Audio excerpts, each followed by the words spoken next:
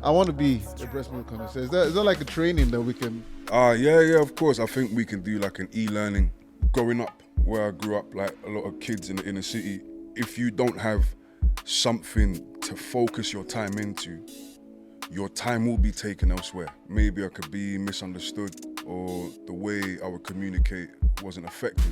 I guess poetry is a form of expression. Like I was saying, I wanted to be able to get better at expressing those thoughts in a cohesive way, so getting me to actually think about what I'm thinking about and processing it. You shouldn't be fixated on the idea that you're supposed to be a particular thing. I think you will be who you are supposed to be. Because most of us have dreams but we never chase it. Or you have the talent that was storing somewhere. Is that what has actually opened up the gates to chase the dream? More things. Ladies and gentlemen, we are in the presence of a king. A king in any respect, in any shape, in any manner. An East London poet with a penance. A breastmilk connoisseur. He's going to explain that, don't worry. Yes, yeah, the man likes breast milk. Finally, I've met a brother that loves the glands like me. Yeah, he's a singer, a rapper. This man can do anything, a father. He is Otetola Kemba Fumba from the Democratic Republic of Congo via Kent. Ladies and gentlemen, I give you the Saxon King. That's a great introduction. Thank you, man. Thank you for having me, man. Of course. We're in the presence of the king, as I said.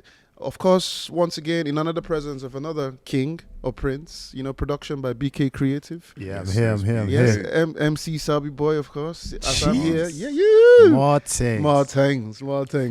And still, Korak doesn't have any sponsor yet, ladies and gentlemen. But we're working on it. Somebody sitting here is wearing a Liverpool jersey. It's not me, it's not the king. So maybe he can speak to them and see what happens. After Klopp went, I had no more connections there. So all right, no worries. We'll try and see what happens. So, sir, thank you for being on the episode. Yeah, no, thank How you for you having doing? me. How's life? How's life treating you?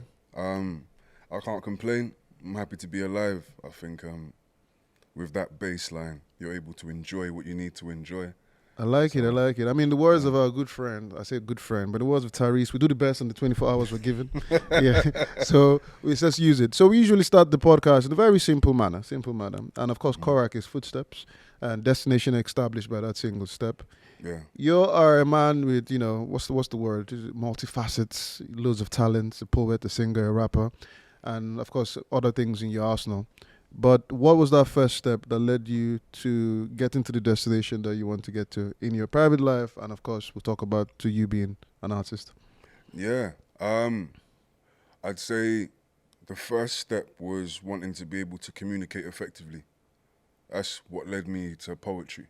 I felt maybe I could be misunderstood or the way I would communicate wasn't effective.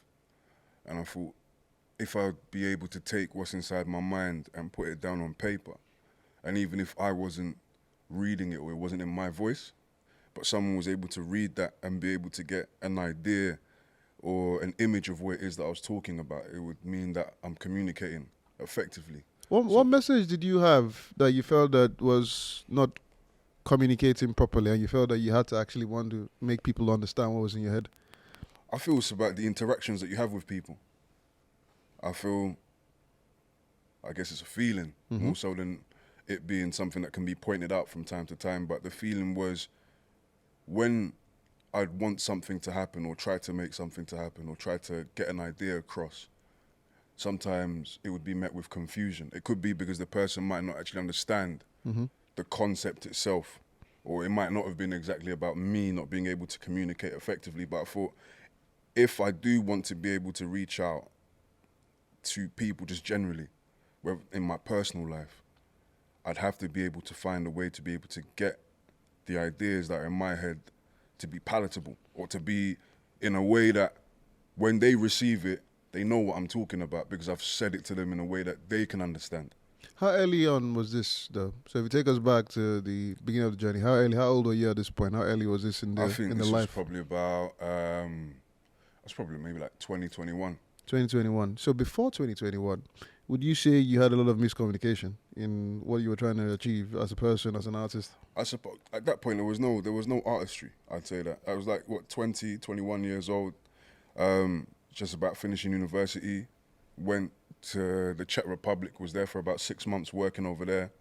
Came back, and I was kind of just like, cool, I'm going to give the poetry stuff a shot. Prior to that, I was studying accounting and business management, so a bit of a stiff, not really artsy. And Accounting and business management. Yeah. You like the numbers, huh? Yeah, I like numbers. Everybody like numbers, especially in the bank accounts. Yeah. I'll give you my sort code. I'll give you my sort code and bank account later. You can throw some numbers in there if you like. Yeah. So, well, you grew up in Hackney, I believe, right? Yeah, Hackney. Hackney, proper East London, yeah? East London. So how were you as a kid in terms of, because it's interesting that you said there was no artist that you were like 2021.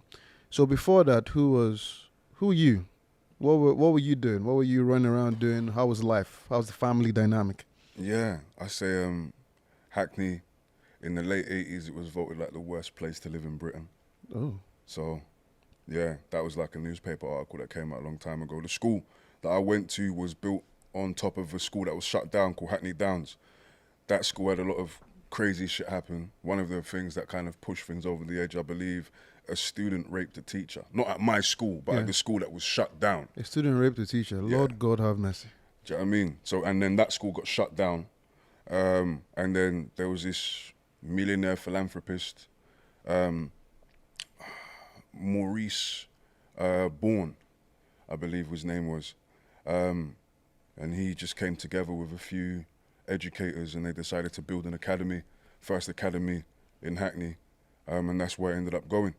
I think that place gave a lot of structure considering what Hackney was like anyway. So other than school, what was Hackney like for you as a young kid growing up? It was a crazy place. Like, did you get involved in some of this I craziness? think everywhere was crazy. Everywhere in London, like anywhere is crazy. We're talking about Birmingham, Manchester, Liverpool, crazy. But London was a crazy place. Hackney wasn't a friendly place to grow up in. There was a lot of different things that were happening, and it was easy for a lot of people to kind of get led down different paths, especially paths that our parents wouldn't want for us. Yeah. And you know what I mean, you can have friends who are in situations or places now that when we were kids, we didn't imagine that would be the case.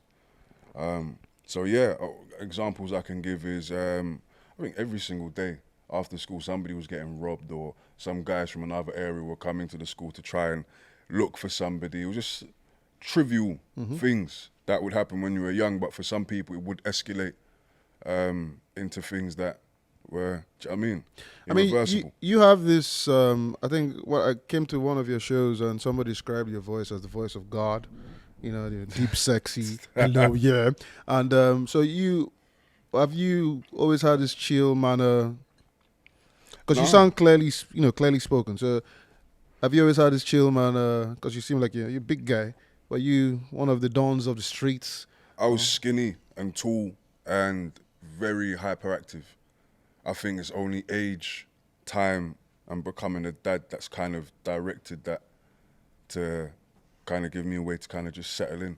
Like I remember I was like 14, I was 6'1", but I weighed like maybe 67 kilos or something like that. 6'1" at 14, I like it. Yeah, and then when I was like 16, 17, I was about 75 kilos, 6'2".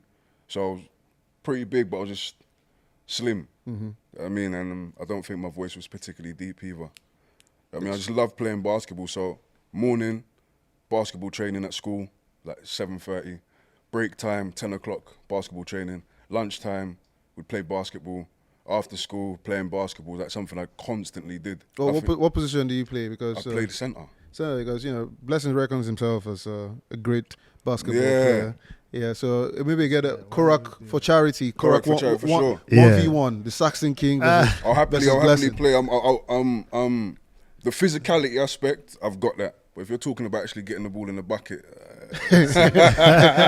don't worry. We know a basketballer that made a career by not being able to do that. Shaquille O'Neal. So don't worry, you should be fine. Yeah, no worries. We usually try to understand, the dynamics, how the artistry comes into somebody's life. At this point, you said there was no artist.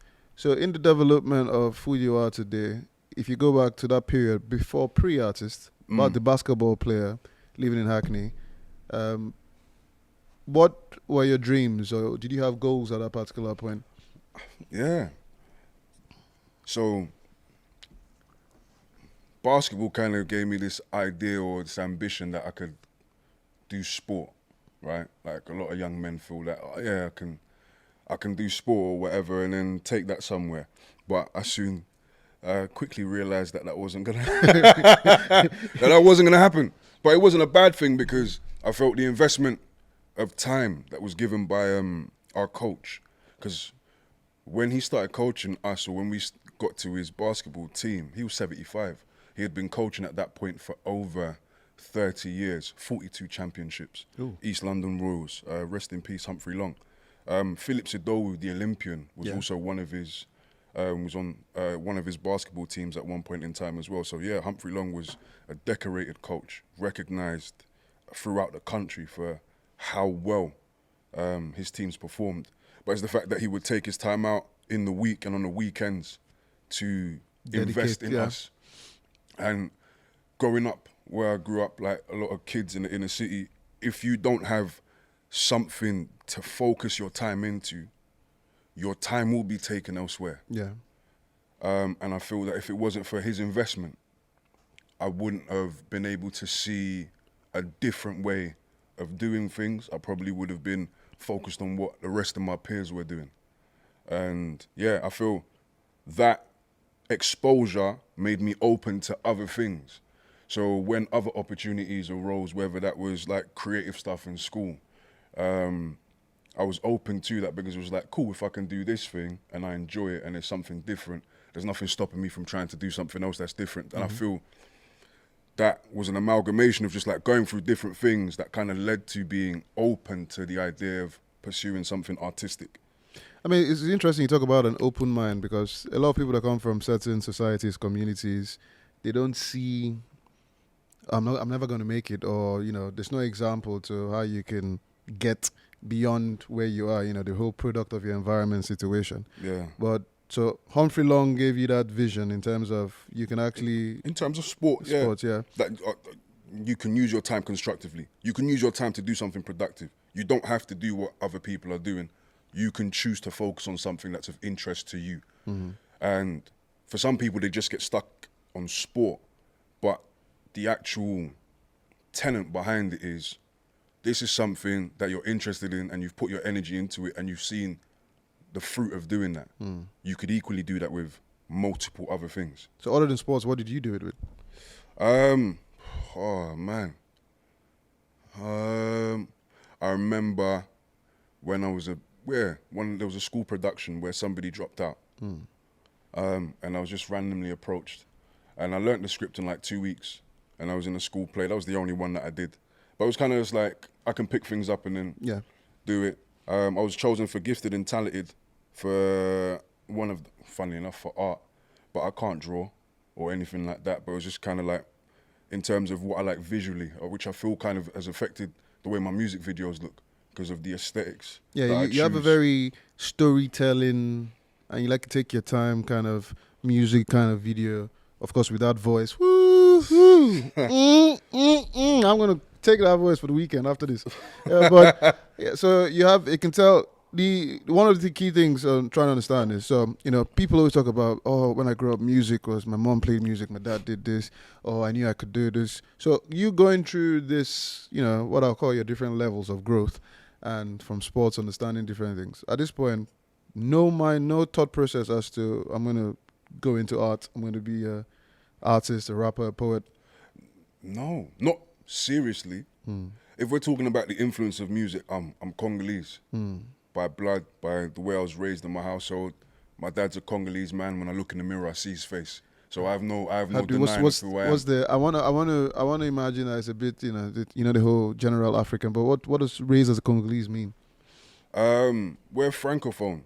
So in the household, we weren't speaking English, as opposed to, do you know what I mean, my Ghanaian, Nigerian, Sierra Leonean counterparts who speak English or pidgin and have got a relationship with Britain.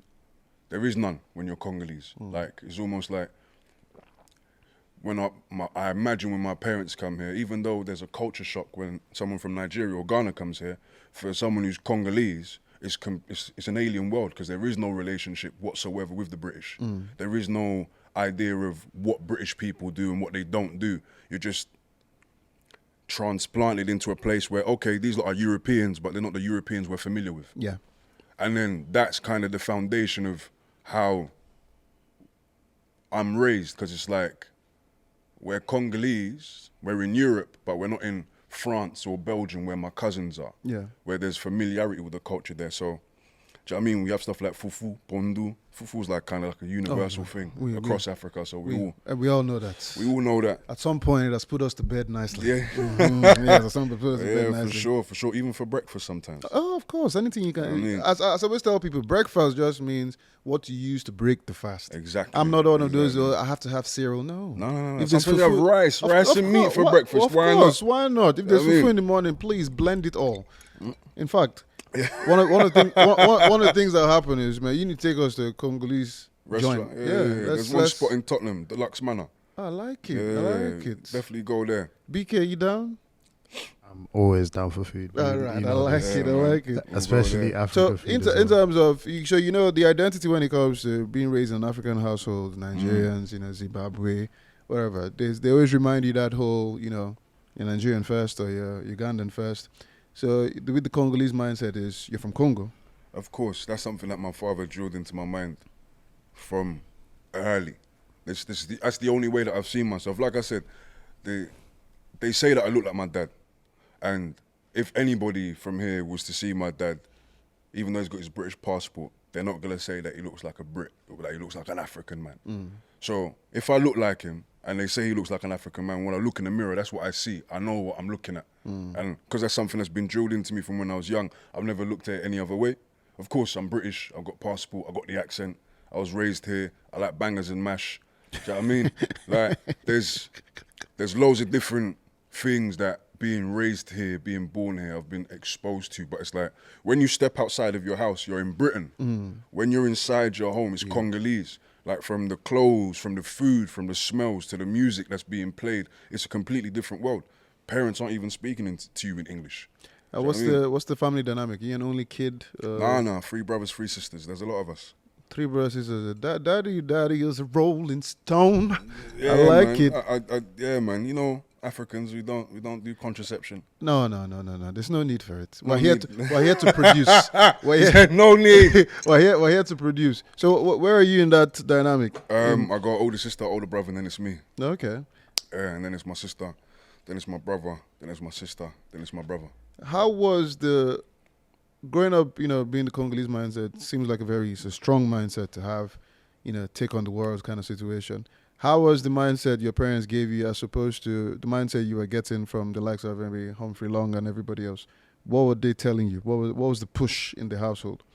It's education. I think that's a universal thing across Africa is education. I feel when you're young though, you misunderstand it. Oh yeah, you think it's like, oh, why are they forcing this? I hated school. Yeah. I've always said I never liked school. I don't even know how I made it through.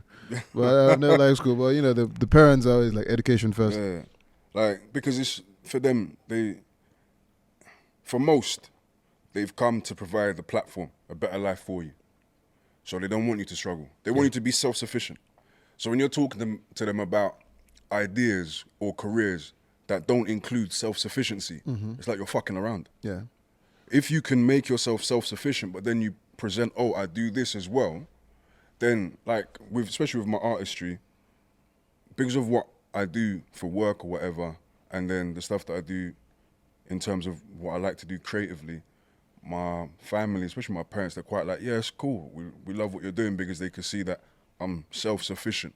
They're not worried about their child struggling, because what parent wants their child to struggle? Do you know what I mean? Which I feel when you're young and you're trying to tell your parents, I want to do this, I want to do that, and they're quite against it. It's not that they are against you doing what you want to do. They want you to be in a position where you can actually support yourself. If you can show that you can support yourself from what you do, Yeah, you can do anything you then want. you can do whatever you want. Yeah. But I feel like you don't realize that until later on. Oh, That's yeah, why you butt heads. Yeah, it comes from an act of love, but obviously because you're chasing your dream and you think, okay, this guy's trying to stop me from achieving my dream. Yeah. It comes, as you say, like, so I take it, and since you're like your dad, there were some button heads at some point. Nah, Not really. I never wanted to go university. I was just going to do an accounting apprenticeship because I was like, I could become an accountant without having to go to university. Why would I spend X amount of money to do that? But then my dad took my qualifications from sixth form and my ID, and he went to the nearest university and he enrolled me. So why did you want to do accounting though? At that point in time, logically, I was just thinking, it's a career. You're always going to need accountants. They're like lawyers. Difference is, to become an accountant, you don't need uni, whilst to become a lawyer, well, some people get into the bar without doing law as a degree. They kind of do like a transfer or whatever. But to be a doctor, to be a lawyer, you need university. To be an accountant, where you can earn anywhere, especially if you become like a CFO, like you could be on very, very good money. That's obviously later down in your career. That's just like tests and investments either from yourself or from your employer. So it's kind of, it's like, it's a way to get into work, it's a way to get money, it's a way to have a qualification that literally you can use anywhere in the globe. So that's kind of where my mind was with it. And at that point, I was getting interviews for apprenticeships in accountancy. And then like my dad just took my stuff and he just dropped off. I take at it the you uni. were good academically then. I was okay. Okay. So I went to an academy.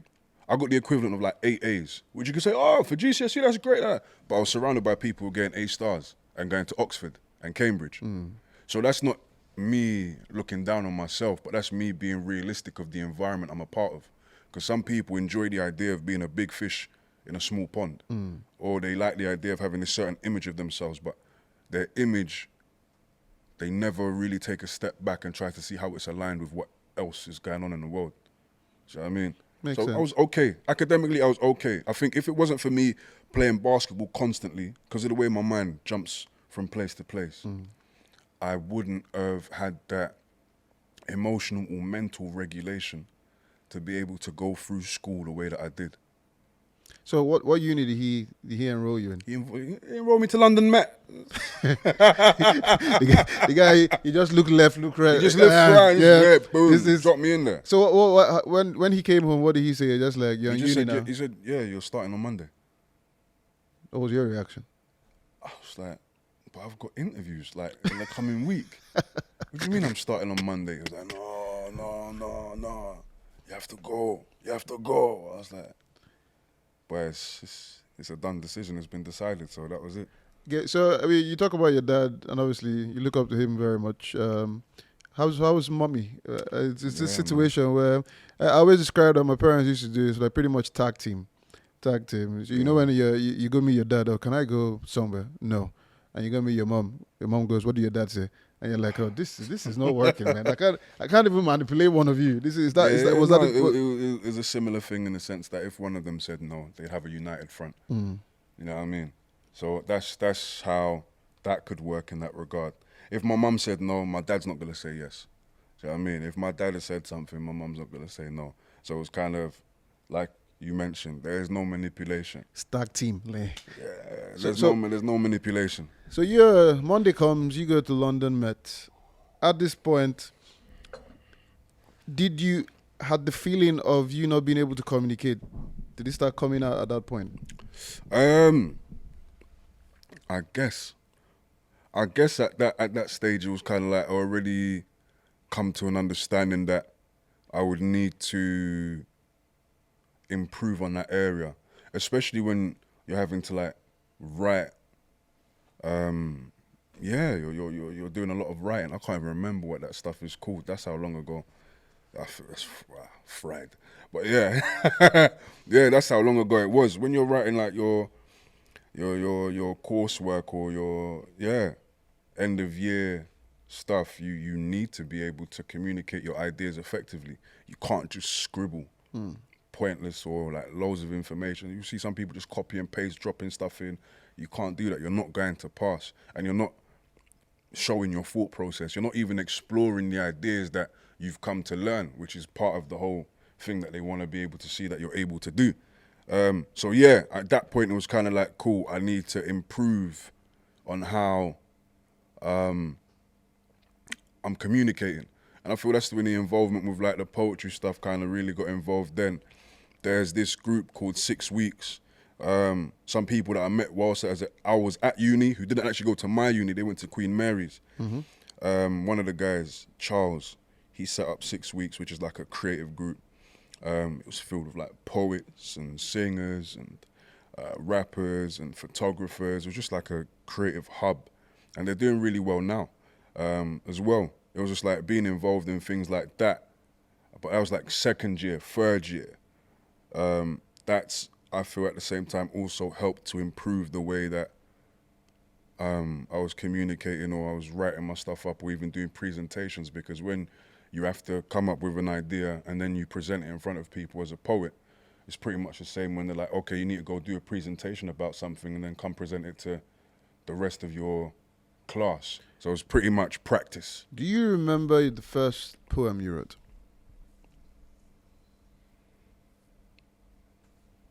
I'm glad I don't. wait, was that? I'm glad I don't, because it was probably crap. Well, everybody says this, but then it's the first. It's pretty much the first layer of your expressions, and so if you don't remember the first one you wrote, what do you remember as the first poem you wrote that you were happy with? I think there was one called Lip Service, which is kind of a poem about gentrification, where I grew up. But I feel it was something that a lot of people can relate to, not just where I grew up, but probably across London and maybe even across the country. It's just, yeah, I felt that piece. It was well received, but it's not because it was well received that I thought it was good, but it's because I was able to really put across what I was thinking about in a cohesive way, and it was a journey. That's like, I mean, Lip Service. You read this at the show that I came. Yeah. From. It's not that long. You can. oh yeah. So Lip Service, decades of decrees, declaring picturesque promises of change. Familiar surroundings remain whilst pockets are lined with profits, pocketed from the pockets of the unsuspecting, dissatisfied and ill-informed middle. Classes of school children, fed dreams and lies, boxed and confined to the lines they are taught to memorize. It's no longer about free thinking, but more so about passing the exam. Kids on the estate do not actually know what it means to live on an estate. These red-brown brick blocks are being replaced, and as these modern apartments take their place, I ask, where do they put the families from the old estate? You see, these improvements were not made for us. Those picturesque promises of change portrayed in that golden dreamlike frame from the lips of those liars were nothing more than a lip service. In fact, a disservice. But in this political party of policy charades, lies and deceit are all fair game. So yeah, that's the piece. That's the piece. See, you see, I think one of the things with poetry, I never used to understand. You know why they do the click thing? Because clapping, man, it's just too loud for that kind of beauty. You need to give it the click thing. I like it. That was serious. My question, real quick: what made you realize that you could do this, and how did it come about in terms of like understanding I can piece words together to put a message out there? Like, how did poetry come about in your life? Yeah. I guess poetry is a form of expression. Like I was saying, I wanted to be able to get better at expressing those thoughts in a cohesive way, so getting me to actually think about what I'm thinking about and processing it. And it led me to reading from other poets, but like varied, guys who even use language in different ways, because then it kind of gave me different tools to be able to use. I feel sometimes people can see things inside you that you can't see naturally, and you sometimes have to actually listen to what other people are saying so that you can get that picture of yourself that you can't see. Not everything that they're saying is actually worth listening to, but some things are. And then it's about you actually reflecting on that and then putting those things to work to actually see, okay, what sticks and what doesn't stick.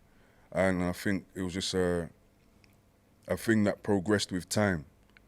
And with that progression, kind of getting more of an idea of what I want to create, what I want to write about, and what suits me. Because I feel sometimes people get stuck in this, like, oh, I've got to be this sort of creative, I've got to be this sort of writer, I've got to do this sort of thing.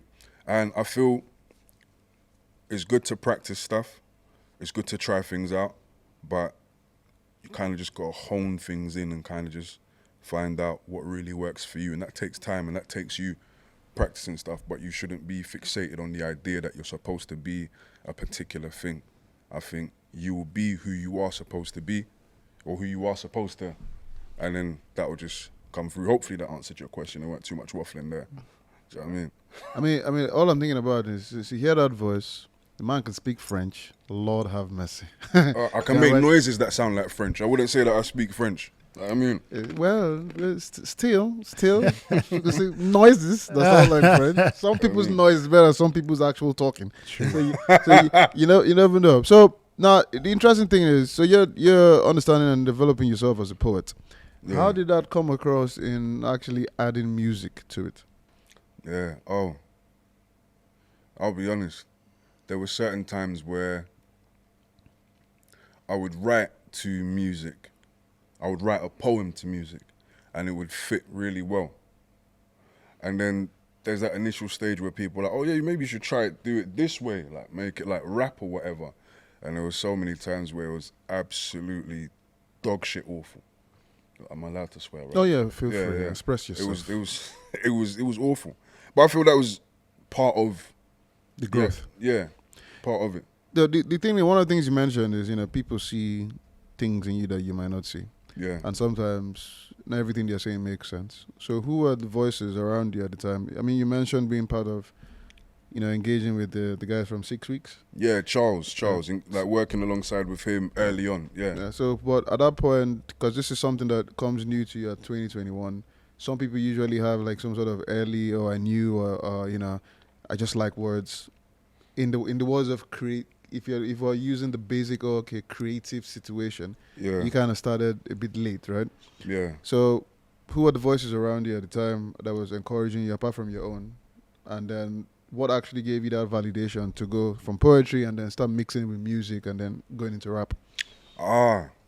So the poetry, like I mentioned, Charles, some other creatives that I was around at the time, Sheba Q, she's a great vocalist. Great DJ. She's focused a lot now in drum and bass, but she was a collaborator at the time as well. A friend of mine, Blessing, who's got an event called Chasing Fridays, where we get loads of artists to come down and perform. Mixing around with those artists and hosting some of those events, kind of got the idea of working with some producers and kind of moving things along musically. But even before all of that, even before all of that, one of my oldest friends, Joey, he took me to a studio in Tottenham to record some of my poetry because I sent him some poetry, and he was like, bro, you actually need to record it properly. And we went to a studio in Tottenham, and the engineer there and producer there, Mark, he was very instrumental in terms of getting confidence recording and giving me direction in terms of, okay, you need to do this sort of, try this, try that, move in this direction, try music this way, because he has done and is continuing to do a lot of work with George the Poet. So being under his tutelage and receiving a lot of wisdom from him and a lot of direction from Mark, I believe had a great effect on kind of the direction of where everything has gone.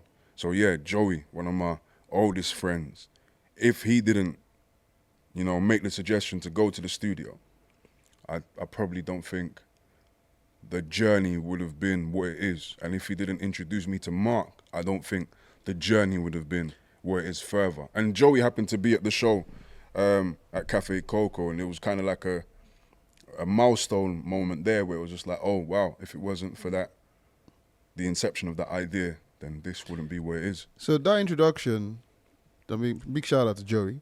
Yeah. So that introduction. Big shout out to Mark as well. Yep, Yeah. Joey and Mark. So that introduction, is that what created the chase of the dream?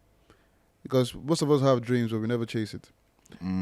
So does that introduction, an understanding that you probably, or you have the talent that was storing somewhere, is that what has actually opened up the gates to chase the dream?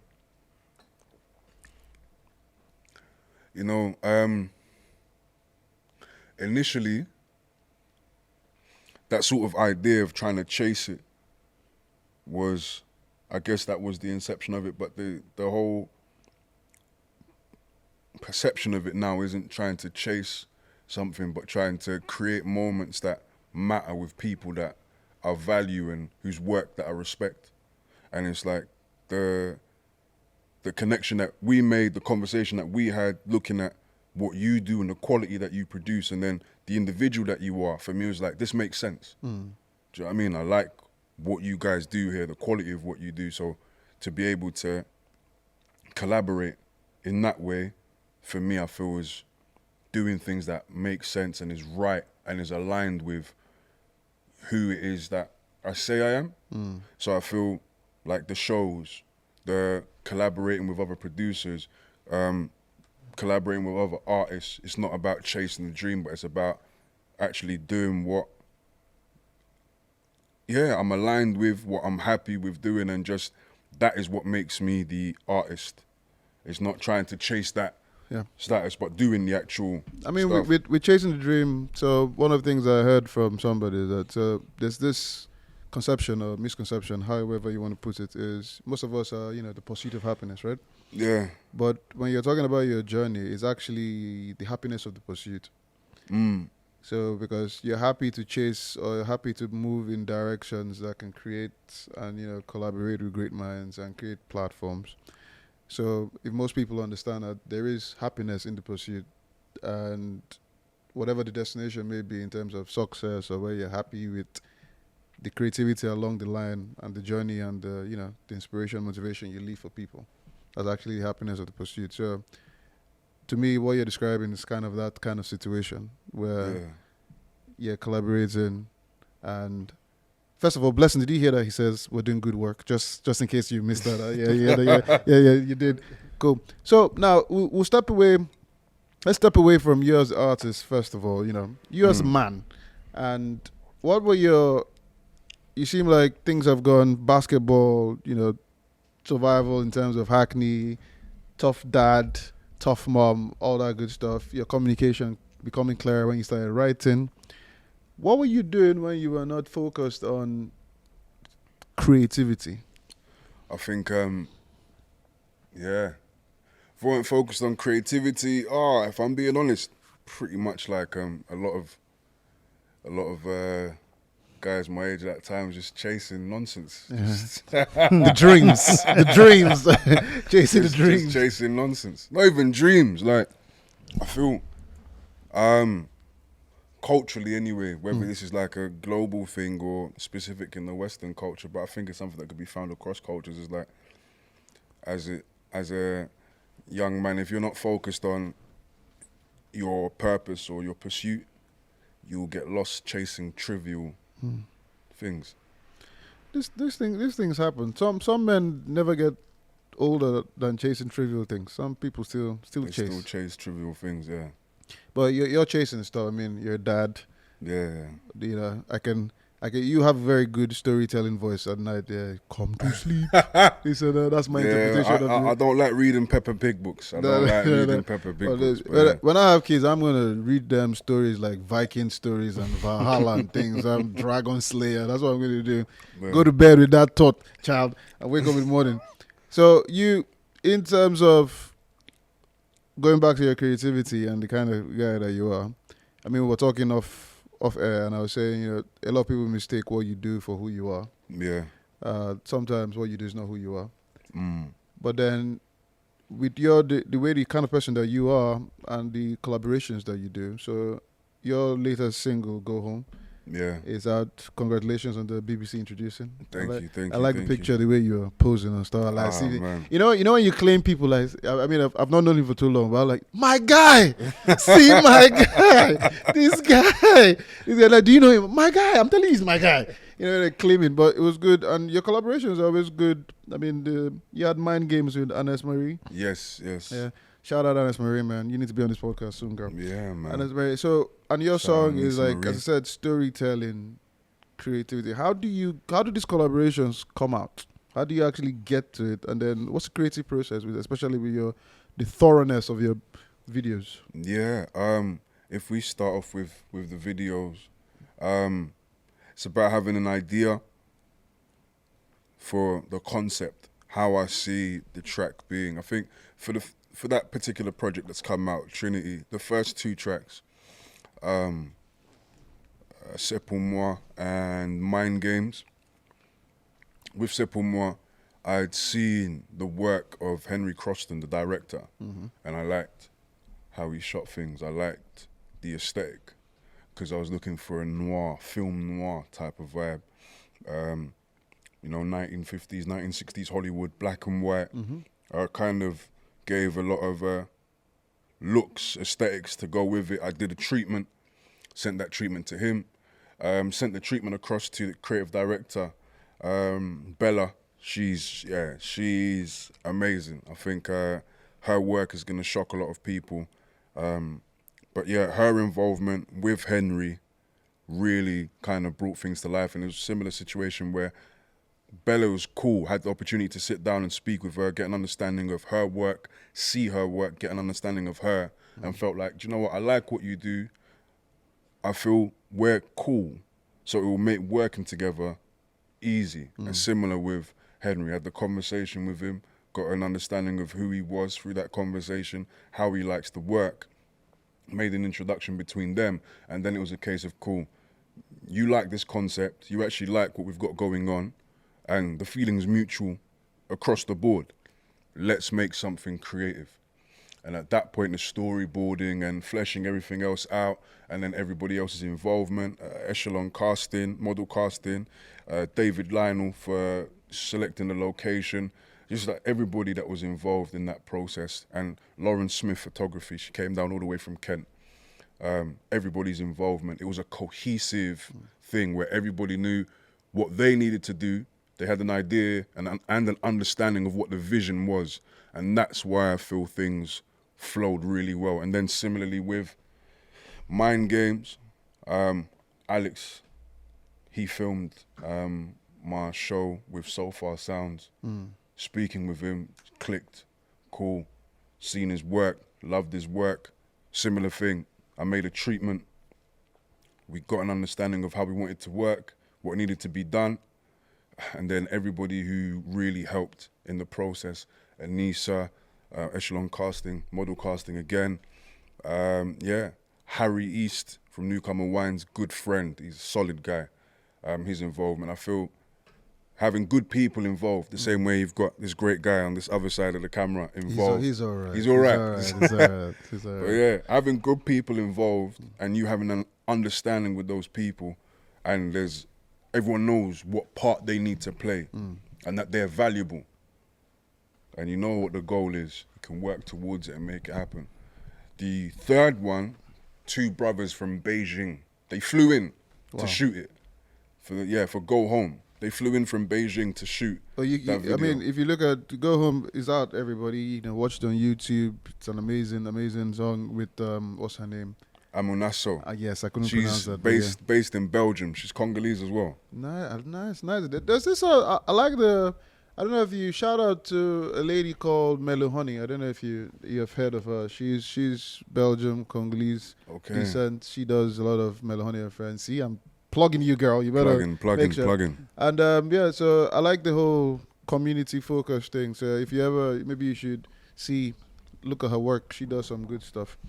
Now, the question that I've been dying to ask this, man. I'm sure. Wait. Before you ask that question, because I know where you're going with this, I just want to ask a question about one of your answers that you said before. Yeah. Because I know this guy's about to go on a tangent. But anyway, regarding like collaboration, I think as creatives, sometimes people. I was speaking to someone and she's a fashion designer. Yeah. And she was like, for her, she realized the key to her business growing was her collaborating with people that could bring her dream, her like idea to life. Yeah. But before that, she was struggling to collaborate with people because it's almost like letting other people raise your child in that aspect. So how did you become someone that enjoyed collaboration? Like, did you ever have any feelings of doubt? Because realistically, you've created something. You have like you said, you did the treatment. You've done all the work to put together an idea. A lot of people at that point would want to do things themselves because they feel like, this is my idea. I'm going to best present this idea. Where did that feeling of I want to collaborate with other people come from? Yeah, if you want to do something quickly, do it by yourself. If you want to do something that takes you a long way, you have to get other people involved. If you had asked me last year, would I be collaborating with people other than grabbing beats from producers online or reaching out to a producer saying this is a demo? No, I wouldn't have been collaborating. It was only because the guy, Strong Wings, Manny, like he set up a writing camp at the start of the year. That's where I met Anissa. And it was like, he got loads of producers together, he got loads of vocalists and rappers together, flung them inside 2 hotel rooms across. One was hip hop, one was R&B, and it was just like everyone switched between rooms, make tracks, just make it work. He facilitated something that doesn't really happen anymore, and he's a visionary in that respect. So shout out to Manny. In being thrusted into that situation, it was kind of like, well, I want to create stuff that affects people. I can create on my own, but there's only so much reach I can have as an individual. Being in a space with other creatives who have got their own reach, who have got their own vision, who have got their own skill sets, I could be a piece in something big, or I could be the entire piece. So it just required a shift in the way I see things, and I hope that's answered the question in that regard. But it's an interesting one because you're saying about people who can bring your vision to life. You could have people who've got the right resources to bring your vision to life, but then they want ownership of it. Exactly. Then it's not really bringing your vision to life. All you're doing is selling your idea, which if you're happy doing, you're happy to do that. But I think sometimes bringing your vision to life is looking to the person to your left, looking to the person to your right, and then just being like, cool, can we do this? What skills do you have? What skills do you have? Are you happy with this idea? Is there anything that needs to be tweaked? And then, you know what I mean? Trying to make it work. It doesn't always work. Yeah. Do you know what I mean? It doesn't always work. But when it does work, it's serious. And for you, where's the line between giving your vision to other people and letting them run with it? Because sometimes, like it says in the Bible, many hands make light work. Yeah. But where's the line stop for you where you're like, this is my project, this is my child, whatever you want to call it. Yes, I want you to come in and obviously put your creativeness in there, but I still want this to be mine. Or are you happy for people to be like, do you know what? I love what you've done here. Let's do this. Like, where's that line for you? I guess it's based on what you're trying to achieve. If you're saying, I want 10 green apple trees in my garden, 10 green apple trees. Don't bring me pink lady apples. Don't bring me quiches. Don't bring me pears. I want 10 green apple trees in my garden. Then, and that's your vision. It has to be executed that way. But if you're saying, I want an array of fruit trees or fruit plants in my garden, then that's when the conversation happens and you say, okay, maybe I don't want these sorts of fruits or those sorts of fruits, but I'd be happy with this sort of situation. then you look at it and you kind of go through there. I know it's a weird analogy, but it's kind of like if you want something specific, it needs to be something specific. But then it has to be realistic. Because some people have got dreams that aren't realistic, but then you got guys who said, do you know what I mean, that I'm going to achieve something that's not realistic and they actually achieve it. So I suppose, that opens up another conversation in itself. But if you need to know what you're trying to achieve. But I feel sometimes, in some of the creative stuff I've done, I've had a certain idea, but then someone said, maybe try it this way. Even though I had a specific idea, I'm going to be like, you know what? To humour you, I'll try it. And there's certain times you've tried it and you're like, it was better than what I actually had in mind. So I'll go with it. And there's other times you try it and you're like, bro, that was fucking useless. But because I respect you, I tried it. But now we know. Yeah. I mean, the good thing, I like what you said. I think it's an African proverb that if you want to go somewhere fast, you go alone. And if you want to go somewhere far, then you go together. Yeah. And just to touch on what you said in terms of when people have a vision, I think somebody said, you be stubborn in your vision, but be open to the road that takes you there. Yeah. So you know where you want to get to, but you're happy to use a train, a bus. And I think just to touch on some of the issues that we have is you might have a vision. Some people are scared, it's my baby, it's my idea. But the problem we have is you bring somebody and say, this is my vision. This is what I want to do. Some people come there and believe the fact that you're bringing them in means that they have to touch on the vision. Yeah. That's when the problems happen. It could be, and as you said, somebody go, your vision is amazing, but maybe you're blinded by a certain angle. Try it this way. So there's a difference. I think you get to know how. And I'm a big fan of collaborations. I believe I'm one of those. I rather, if there's 1 million on the table and there are 5 of us, let everybody take 200,000. Some people want 500,000 to share it. Yeah. But I'm a big believer in collaboration. And like as you said, your vision is you're bringing in people that are helping your vision. Amazing. Keep it up, man. Like collaborations are the way forward, in my opinion. Yeah. Joint ventures, as they say. Yeah, for sure. And then, to actually go to where I wanted to go before my good friend here was talking about visions and stuff. I wonder where we're going. Yeah, so I'm a big fan of mammary glands. I'm a big fan. Who doesn't like mammary glands? Who doesn't? I'm a big fan of mammary glands. I mean, and it's protein. It gives you like the biggest source of protein that you want. Sustenance for life. There you go. So, Breastmilk Connoisseur. Yes. How did that come about, sir? Yeah, life is long and it's filled with lots of different series, scenarios. Do you know what I mean? And you're presented with opportunities. And with those opportunities, you gain knowledge and wisdom. And with that knowledge and wisdom, you gain a title. I hope you followed what I'm saying in that regard. Yes. Yeah. So this is not a metaphor, by the way. the man introduces himself as a breastmilk connoisseur. Okay. And I was the bigger when he said that. I was very happy because I want to be a breastmilk connoisseur. Is that like a training that we can? Yeah, of course. I think we can do like an e-learning. I think we can make a business from that. I'll sign up. In fact, I'll sign up every year. Subscriptions and stuff. I like it. Okay, so can we explain what this is and how it came about now? Because that was the explanation. Yeah, he's sitting right there in front of you. Ask him any questions. Give it to us in black and white. Yeah, no, obviously now my life is different. I got a main supplier. Do you know what I'm saying? So, do you know what I mean? So there was a time. My guy Brian, my guitarist, he's taking CVs. Yeah. He's still doing applications for his supply ship. Do you know what I'm saying? So if you're seeing this video and you're looking to supply somebody, my guy Brian, he's taking in CVs now. Do you get me? He's looking for a supplier or suppliers, depending on, do you know what I mean, what sort of setup you want. But me, I got a supplier. My life's changed. I'm focused. Yes. Do you get it? Are you there now yet? Yeah, no, I am. But I think my question just simply is, how did this start? How did it start? Yeah. Oh, we could, do you know what I mean? Oh, we got time. The cameras can record all day. Obviously, the first time it starts is from infancy, does it not? True. Yes. You get me? And it's an affinity that is maintained into your adolescence. And then, as your tastes mature, the experiences that come with those tastes, you begin to acquire, even now, just reminded of the flavors.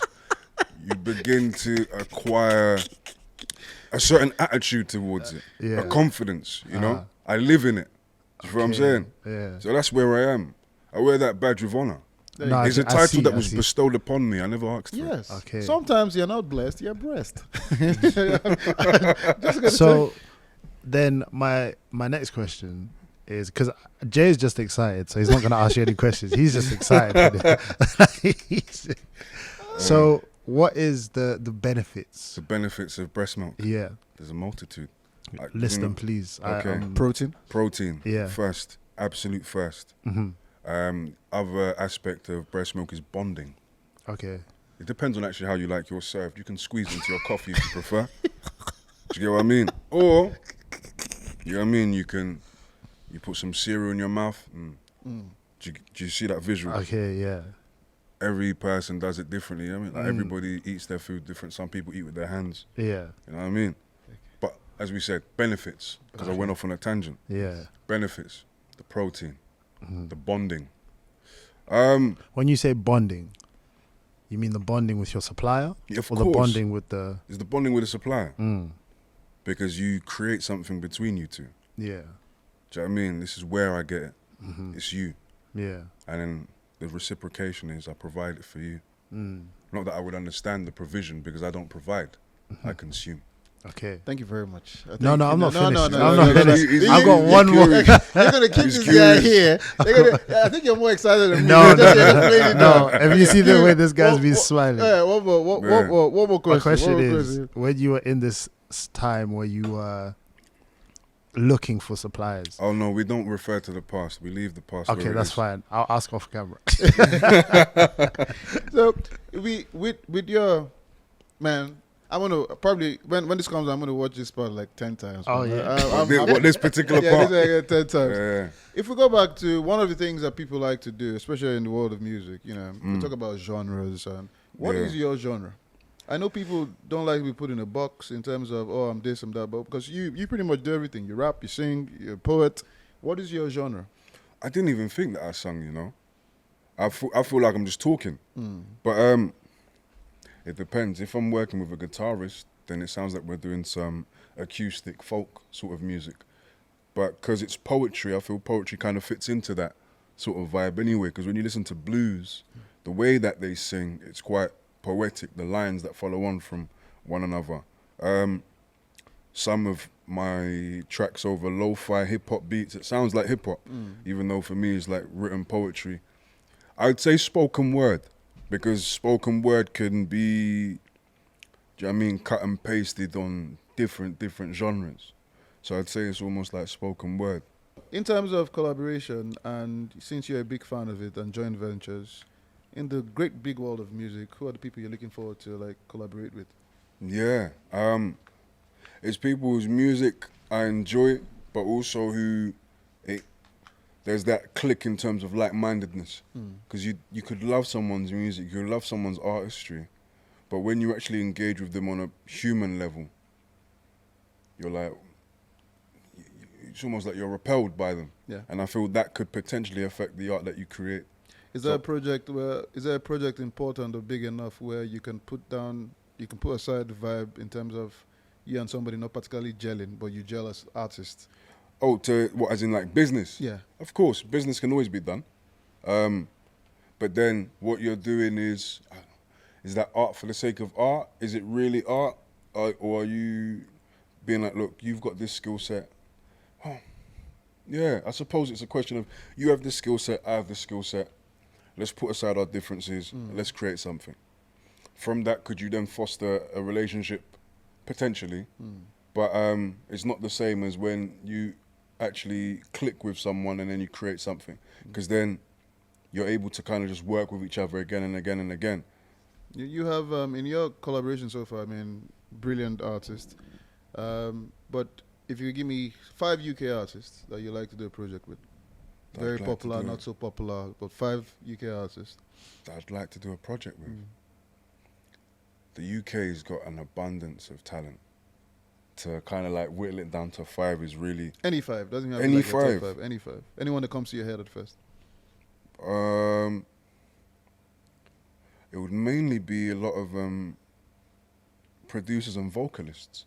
So if I was going to say, there's one vocalist, I believe her name's Chrissy Chris, she's really good at singing. Jay Appiah, I believe he's a vocalist for the Gorillaz as well. Okay. I'd like to be able to collaborate with him. Yeah, there's loads of vocalists that I just like. I see you on a hit song, like you and Adele. Adele. I could see that working. I mean, because Adele likes her sad music, you know. Yeah. And Sad music. She likes a lot of sad music. Sad music sells more than anything. So sad music is always somebody reminding you of that of that situation where you didn't, something didn't happen. But I see, because your style of music is wonderful in terms of blending. I can just see Adele with that situation. It'll work, man. When it happens, man, remember I said so. Yeah, when it happens. When it happens, remember I said so. As a man that is not particularly boxed in a genre of music, what's your favorite music out there? What do you listen to when you're just chilling? What's your I guess it really depends. I love Congolese rumba. I was raised on it.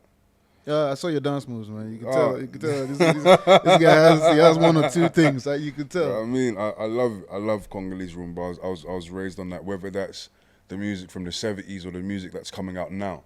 So you got guys like Franco Liambo, who passed away a long time ago, Pepe Kale, and then you got guys like Ferregola and Fally Ipupa, who are now. Fally Ipupa, yeah, that's the one. That's the guy. That's the guy. Those guys are now carrying the torch. Mm-hmm. So I like Congolese rumba. I even like new metal, heavy metal. I like a bit of that. That depends on the mood. If I'm in the gym, yeah, hip hop, of course. Whether that's like 90s underground hip hop that no one really knows about, or even some of the current stuff that's coming out. You got guys like Bossman, D-Lo, Scuba Steve, or his name Sada Baby, some people call him. Source Walker is an artist who you wouldn't think from the music I make that I would enjoy his music, but Source Walker for me is I really enjoy his music. But then in the UK, you've got a lot of talent in the UK as well. There is a guy. Loads of talent in the UK. As you just mentioned, I think two of you work well together. I'll give you his details, but it's called, shout out to him, Manny Makes Vibes. Okay. I think that's a good that would be a very good collaboration. I think so. I definitely think that. You should check him out. He's actually very good. Very soulful, brother. Soulful too. And his voice is strong.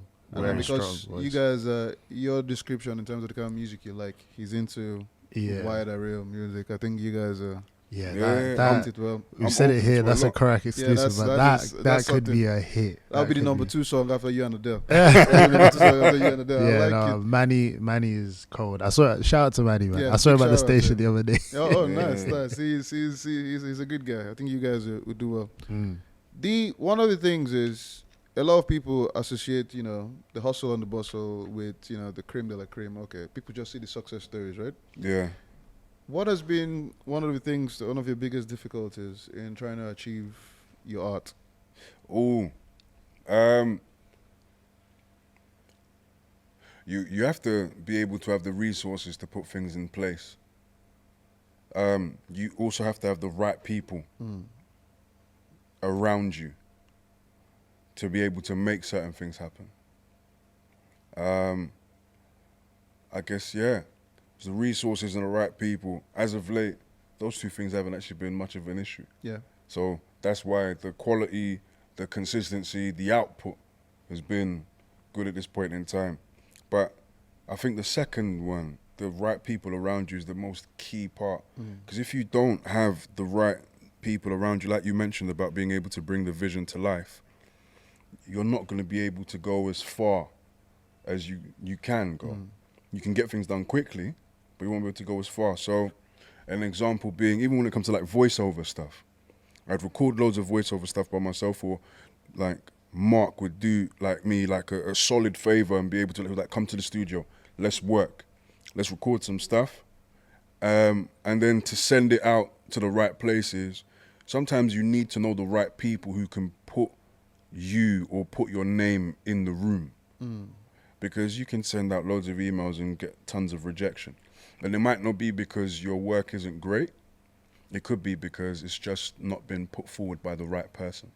So I'd say resources and people has been the struggle in terms of creating the art or artistry, but it's really the right people around you. That was the part that was a real struggle. But I feel now as time has gone on, been getting around the right people, like individuals like yourself, like you guys, right people to be around. Do you know what I mean? Manny from Strong Wings, guys like Mark, guys like Joey. Yeah, the directors that I've been working with, the other artists that I've been working with, and then the bookers and the promoters. Yeah. Guys like Jeremy from Underdog Booking Agency.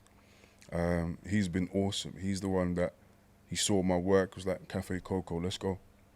Oh yeah, I remember Jeremy. He's, Yeah. I kept trying to film the video.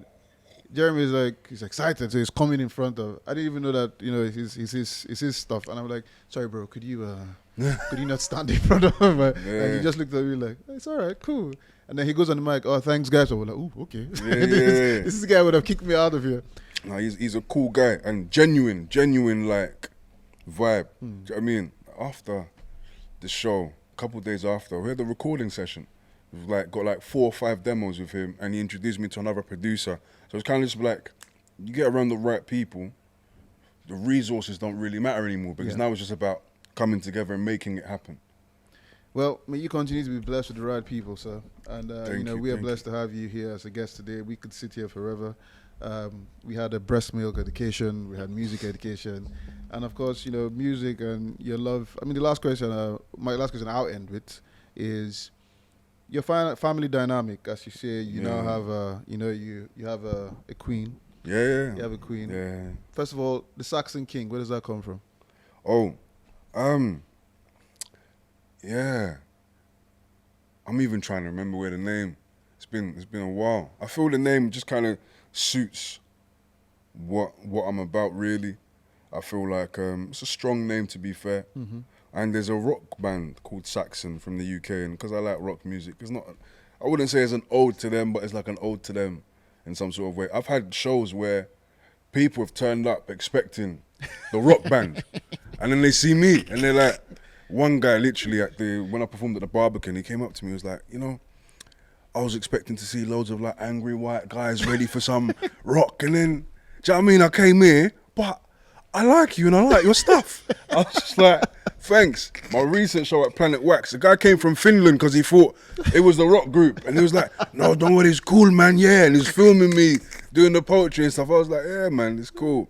So yeah, it's an ode to them. But yeah, the family dynamic, I think, my wife's support, and yeah, just her interest in what it is that I do really helps with, the whole creative side of things for me, and I'm grateful for her. Shout out to the missus, man. Shout out to my wife. You have a good man. BK Creative? I think my question would just be, my last question is, what inspires your creativeness? Because going off, like, for example, your music videos, the way you speak, the way you kind of create, what has inspired, like, when you think back to very early days and even now, like, what are some inspirations that you have? Yeah, for sure. Family is a big inspiration. If we're talking about from young, the sort of stuff that they would have introduced me to, like the cassettes, watching VHS back in the day. Loads of Congolese theatre that my mum and dad would just put on cassette and would just watch it. And do you know what I mean? That helped to influence a lot of what I consider to be like some of the acting or whatever, as well as the movies that my parents liked and my siblings and my cousins. And then in terms of like family life, in a lot of my music now, there's a lot of referencing to that, and my 2 daughters and my wife, just their influence in my life, I suppose, has helped to kind of influence my creativity. But also the artists that I come across. Like, there's certain times where you see someone's art and you're just like, wow, like, I need to get on my game to be able to put out quality things, or you could even be inspired by what they're doing. So I just feel life generally helps to maintain the creativity. I feel like if I was just stuck focused on trying to just create stuff. I'd be more focused on just trying to poach things as opposed to being inspired by what's actually happening and what's around me and processing that. So yeah, I feel that's really what inspires what I do now. I know I said last question, but because I asked this question to everyone, I just want to know, for you, what is the goal with what you're doing? Like, some people say, I want to obviously achieve and live off and da-da-da. Some people are like, I just want to do what I love. But for you, what is your goal in terms of your creativeness? Where do you want it to take you? Or like, when you leave this earth and like people will say, oh, this is what he did. What do you want people to say, or what do you want the goal to be? For sure. I would say with collaboration, I want there to be a large group of people where I could be like, I've worked with this guy. And I've been like, even if they've not worked with me, I could be like, you know what, you know how you said about like Manny vibe? Yeah, Manny. Yeah, Manny vibes, yeah, but like, you guys should work together. I want that to be a situation as well. I'll be like, bro, you lot should collaborate together, because I feel that's part of the creative journey. There's certain people who can do things that you might not be able to do, or you might be able to do something great with this person, and then it's just part of the journey of feeding the creativity. Do you know what I mean? Creatives feed each other in that way.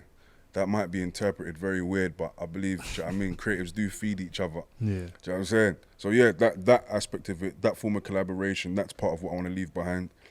What I'm trying to achieve. But also, I want to be able to maximize my potential, whatever that might be. You know? And that's across everything, not just creativity, but I want to be able to maximize my potential. So if it's poems, I want to be able to write the best poems that I can do, go in front of who needs to hear that, as opposed to just trying to accumulate numbers, but go in front of the people that actually need to hear it and want to hear it. And same thing with music. Just collaborate with who I like and get the people who are interested in what I'm doing to come and be a part of it. I feel that for me would be success, and I feel I'm kind of doing that now. And it's just a case of continuing to do that until you no longer feel like it serves you. That's where my mind is with it. There you go, ladies and gentlemen. We have a king. I told you we're in the presence of a king, and we can stay in his presence forever, man. I'm loving the voice, everything, man. In fact, you're going home with me, not in a terrible way, but in a way that I just want to keep hearing the voice. Yeah. But there you go, ladies and gentlemen. Saxon King, it's been an amazing journey. Love the creativity. Hope things continue to flow. Obviously, we have the Korak Live music events. We are working on getting the king on, people. Watch this space. Watch this space. But for now, from BK Creative. I'll see you guys in the next one. And of course, an amazing thank you, Saxon King, for being in the episode. Thank you guys. Thank you both for your time, man. Really enjoyed it. Thank you. As things continue to progress, hopefully we'll get you back for more stories. And by that time, we'll have a wonderful subscription platform for the breast milk. For sure. Yes. Breastmilk FM. There you go. My radio station. Breastmilk FM. Well, this guy listens to it. He said it. I'm going to say it again, bro. Say it again. Breastmilk FM. I like it. Ladies and gentlemen, I'm MC Sabi Boy Martins.